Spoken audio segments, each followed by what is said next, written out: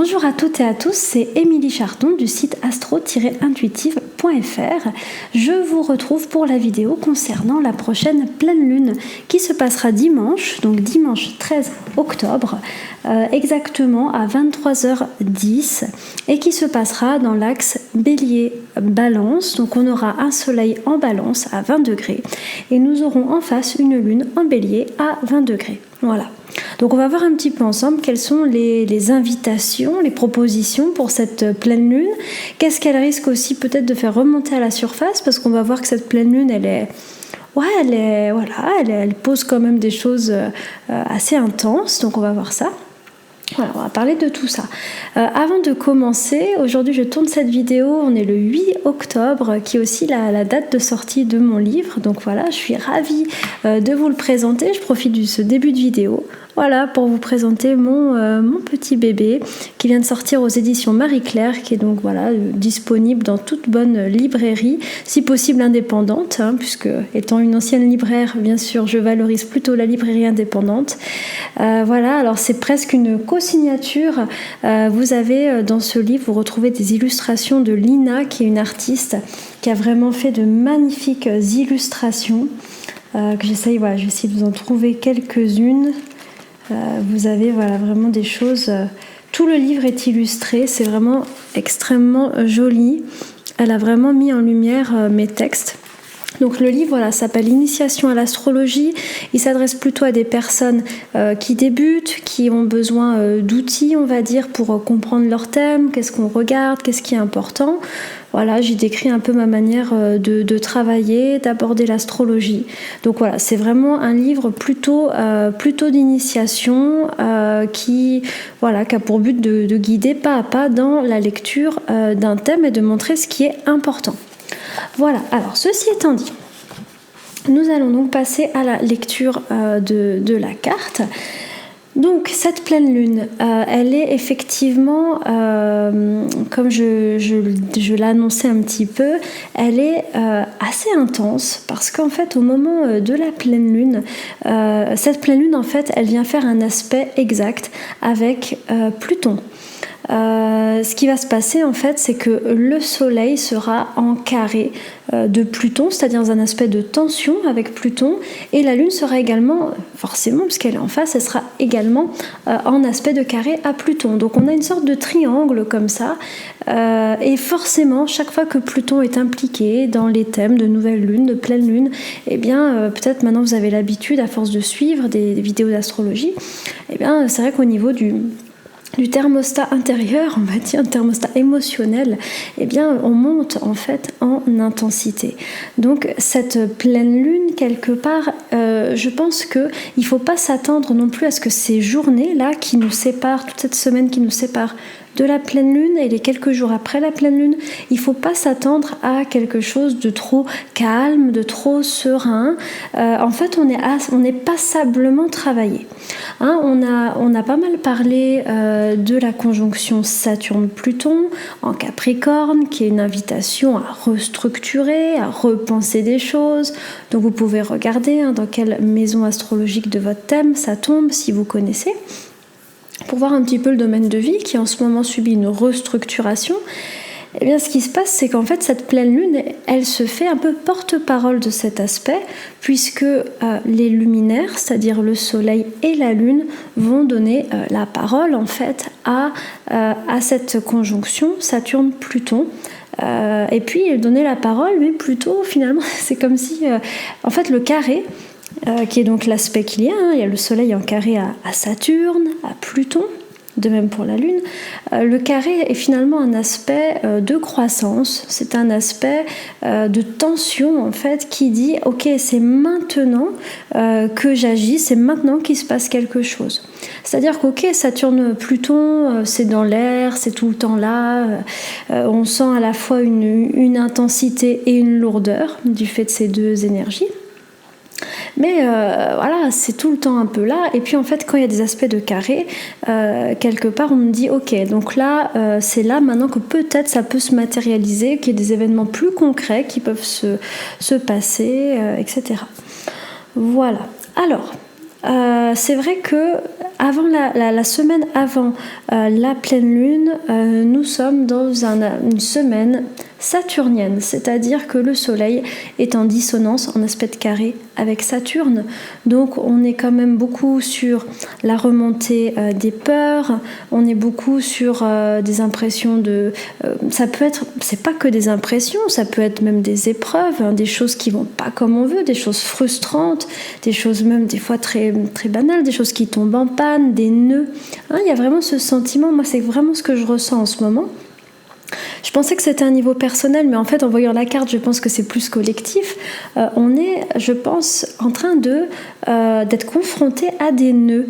Et ce qui est très intéressant, Saturne, c'est ça bloque, c'est frustrant, ça marche pas comme on veut. Et ce qui est très intéressant, c'est justement de vivre ces nœuds en conscience et de ne pas le prendre, d'essayer au maximum de ne pas se positionner en victime, bien que je comprends complètement que des fois, trop c'est trop, et puis que c'est vraiment difficile. Hein, je comprends complètement, mais l'idée c'est de se dire ok, ça c'est comme ça, ok, ça c'est difficile, ça marche pas, ça bloque, ça me fait peur, ça c'est non, ça me manque, etc. Toutes ces limitations, ces difficultés qu'on peut expérimenter avec Saturne.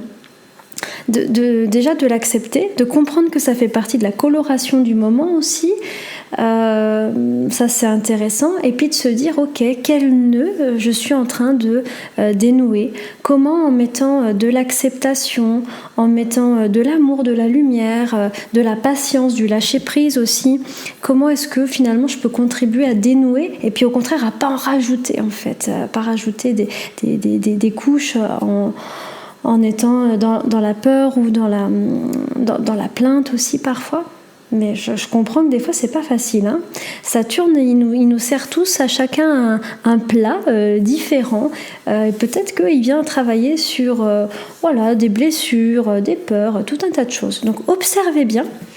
Ça c'est intéressant, observez bien un petit peu ce qu'on est en train de vous servir en ce moment et autour de cette pleine lune, parce qu'en fait c'est un peu un tremplin, ça peut être un tremplin comme si on dénouait un nœud et puis un tremplin de nettoyage.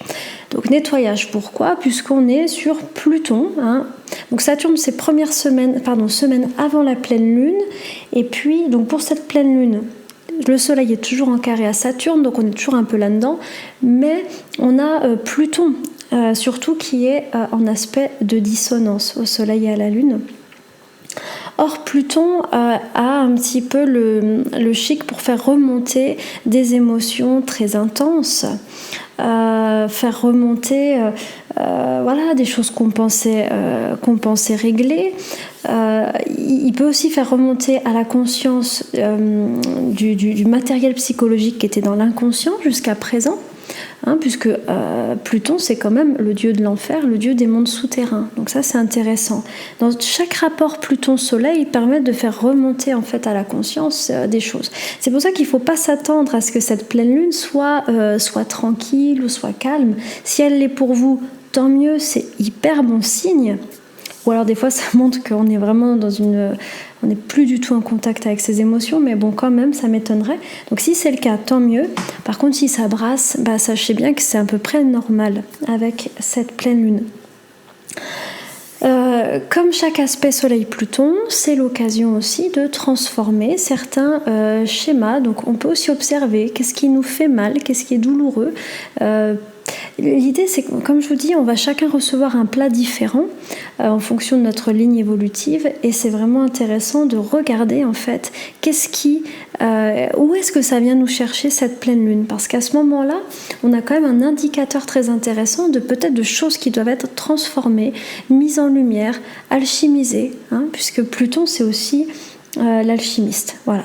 Donc voilà, faut pas s'attendre à des choses trop douces, faut pas non plus être dans la peur ou l'anticipation, mais se dire que voilà, c'est une pleine lune qui travaille. Alors maintenant, parlons en fait de l'axe dans lequel ça se passe. Donc on a un soleil en balance et on a une lune en bélier. Alors très intéressant. Tout ce mois-là, c'est ce qu'on a vu avec la nouvelle lune, tant que le soleil est en balance, on est dans une réflexion autour de l'harmonie. Comment est-ce que je peux fonder des relations harmonieuses? Comment est-ce que je peux trouver l'équilibre? Comment est-ce que je peux créer de la beauté, de la paix en moi, autour de moi, etc. Cette pleine lune, elle tombe en Bélier, qui est le signe d'en face, et peut-être que cette pleine lune est l'occasion de renouer avec soi, et l'occasion peut-être de s'affirmer, de recontacter finalement sa propre identité. Et la question qu'elle pose, c'est comment est-ce que le fait d'être en contact avec toi, avec tes besoins, avec tes émotions, finalement ça peut participer à l'élaboration, à l'équilibre de tes relations. Donc c'est une pleine lune qui finalement, on est comme sur un point d'équilibre là, puisqu'on est dans une quête relationnelle, mais là on nous dit pour cette pleine lune, c'est chez toi que ça se passe, c'est ton territoire que tu dois habiter, tu dois prendre conscience de toi, de tes besoins. D'autre part, cette pleine lune en Bélier, elle parle aussi, pourquoi pas, de choses qui commencent. Bien que souvent, soyons quand même clairs là-dessus, la pleine lune n'est pas nécessairement un moment de démarrage, c'est plutôt les nouvelles lunes. Mais il est possible que, pris par cette vague, de cette lunaison Bélier, on démarre des choses. C'est le premier signe, c'est celui qui fait sortir, qui fait jaillir. Donc voilà, on est un petit peu là-dessus, trouver l'équilibre entre moi et l'autre, entre cavalier seul ou être dans la coopération. On est un petit peu là-dedans.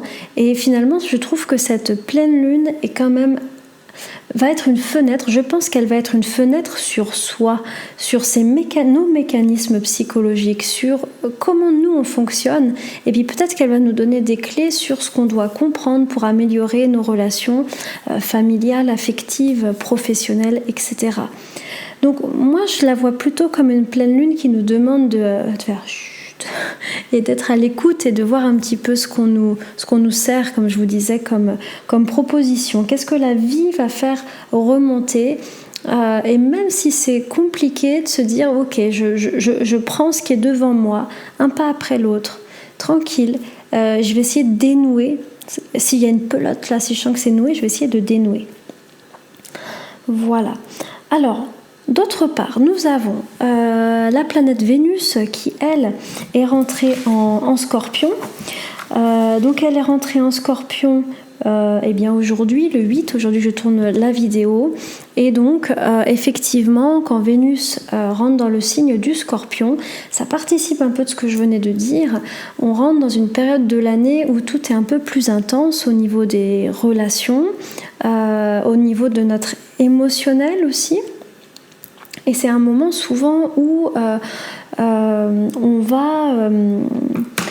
on va essayer, enfin c'est pas qu'on va essayer, mais on pourrait être amené à comprendre un petit peu mieux ce qui se joue dans les relations. Parce que Vénus en Scorpion, son propos c'est quand même de comprendre un peu les causes psychologiques, même pourquoi pas pour ceux pour qui ça résonne, les causes karmiques de certaines relations. Voilà, vous allez voir, plus on va arriver sur fin octobre, plus on va être pris dans l'énergie du Scorpion, et chaque année c'est pareil, on a l'impression que ça se densifie dans l'énergie, dans l'ambiance, qu'on est comme... Il y a ce que vous voyez, il y a les événements, puis vous sentez tout ce qu'il y a derrière, et on est sur quelque chose de soit très agréable, soit très dérangeant, mais dans tous les cas, il y a toujours le trait. C'est ça le dénominateur commun du Scorpion. Voilà, donc encore un élément qui nous dit que le thermostat émotionnel, relationnel monte en fait. De même, Vénus en Scorpion est quand même une bonne position aussi pour, pourquoi pas, prendre conscience de certaines choses qui doivent changer dans nos différentes relations. C'est un moment où on voit les choses en face, puisque Vénus profite de toute la lucidité du Scorpion et de Pluton, qui est le maître du Scorpion. Et ce que nous avons pour cette pleine lune, c'est vrai que là c'était pas assez au niveau intensité, il nous manquait encore 2-3 choses. Je plaisante bien sûr. Donc on a également une opposition entre cette Vénus en Scorpion et Uranus en face dans le signe du Taureau. Donc l'an dernier on l'a eu très longtemps parce que Vénus était rétrograde en Scorpion, donc c'est vraiment quelque chose qui a beaucoup travaillé. tous les contacts Vénus-Uranus sont un petit peu des plaques tournantes au niveau des relations. Ça peut être des nouvelles personnes qui rentrent dans nos vies, ça peut être des coups de cœur, ça peut être des séparations, des ruptures, des prises de conscience, une étape passée au sein d'une relation, quelle qu'elle soit. Bref, on est quand même sur quelque chose, dès lors qu'Uranus en fait est impliqué, on a une précipitation, on a un rythme d'événements qui est plus soutenu, on va dire. Voilà, donc en gros, si on résume, on est quand même sur quelque chose d'assez intense. Maintenant, si vous constatez des changements dans les relations, que dire, Uranus quelque part ça nous dépasse un petit peu, on est pris par une vague et puis cet Uranus il est très malin, il sait tout à fait où est-ce qu'il nous emmène, donc c'est dur de résister en fait, c'est dur de résister à Uranus parce que c'est une planète qui finalement nous réaligne avec nous, donc on est quand même sur une pleine lune, je trouve, de prise de conscience en fait de nous, de là où on est, de choses qu'il y a à modifier. On est, pour moi, je le sens vraiment comme ça, et à vous de voir si ça vous parle, on est sur comme une pelote avec des nœuds et on est en train de gentiment, avec patience, on est dans la balance, donc tranquillement, en recherchant l'harmonie, on essaye de détricoter ce nœud, de rendre les choses un peu plus fluides. Et puis on est aussi dans une sorte de rectification relationnelle. Si il ne se passe rien dans vos relations, que tout est très aligné, tout est très bien, alors c'est très bon signe, quelque part. C'est aussi bien de prendre ces aspects astrologiques et de voir s'il se passe quelque chose ou rien. S'il se passe rien, c'est quelque part l'alignement, il est déjà en place et c'est ok. Si par contre vous sentez que la Terre est en train de trembler sous vos pieds, qu'il y a beaucoup de choses qui se passent émotionnellement, physiquement, etc., vous savez que on est dans un moment un petit peu de réalignement. Voilà. Donc oui, d'autre part, c'est ça, puisque je parlais de nœuds, mais en fait, effectivement, j'y pense, mais quand on parle de Pluton, Pluton est quand même une planète qui peut être vue comme un réservoir de mémoire ou un réservoir de l'inconscient, ça dépend comment on va l'aborder, plus psychologique ou plus spirituel. Mais ce qui est sûr, c'est que toutes ces journées, Soleil Pluton, Lune Pluton aussi, sont des moments où il y a des choses qui remontent et on ne sait pas tout à fait d'où ça vient et pourquoi c'est si fort, etc. Donc on peut vraiment se mettre dans une intention de purification, de nettoyage, d'alignement pour cette pleine lune en fait. Je pense que c'est la meilleure manière de la vivre. On parlait pas mal des éclipses, de ce que ça donne. C'est vrai que des fois, les aspects de Pluton peuvent un peu ressembler à ça dans l'énergie. Voilà, donc ça c'est vraiment ce qu'il nous faut retenir pour cette pleine lune. Donc voilà, on profite encore, on va dire, une dizaine de jours de la douce énergie de la Balance pour être dans une quête de beauté, d'harmonie, de trouver l'équilibre en fait dans notre vie entre nous et l'autre. On est encore là-dedans. Et malgré tout, quand même, cette pleine lune étant Bélier nous demande donc de nous relier plutôt à nous-mêmes. Pourquoi pas aussi, j'y pense, de trouver le courage de faire certaines choses ou de dire certaines choses, le courage de démarrer, le courage de s'affirmer, etc. En quoi le fait d'avoir du courage, ça peut contribuer à l'équilibre de nos relations. Voilà, ça peut peut-être être une question. Alors voilà, moi je m'arrête là pour cette pleine lune parce que là ce sont les éléments les plus importants. Je vous retrouve de mon côté dans 15 jours. Voilà pour la nouvelle lune. J'en profite pour vous dire que mon site a été complètement transformé. Donc voilà, je profite aussi de Soleil Pluton pour finalement actualiser mon image digitale entre guillemets. Voilà, donc il y aura un nouveau site Astro-Intuitif qui va sortir là dans ces jours-ci. Vous pouvez trouver sur le site le lien vers le livre si vous voulez. Vous pouvez trouver aussi le détail de la formation dont je parlais la dernière fois. Les inscriptions sont encore ouvertes pour environ un petit mois, un peu moins d'un mois. Voilà, le blog va reprendre du service, donc je me réjouis de pouvoir écrire. C'est un peu mon but, de pouvoir plus régulièrement écrire et partager peut-être des articles de fond en astrologie. Voilà, donc c'était juste pour vous communiquer tout ça. Voilà, et bien je vous remercie comme toujours pour votre écoute. Je vous souhaite une belle pleine lune au plus proche de nous et dans la conscience. Je vous embrasse bien fort. À tout vite.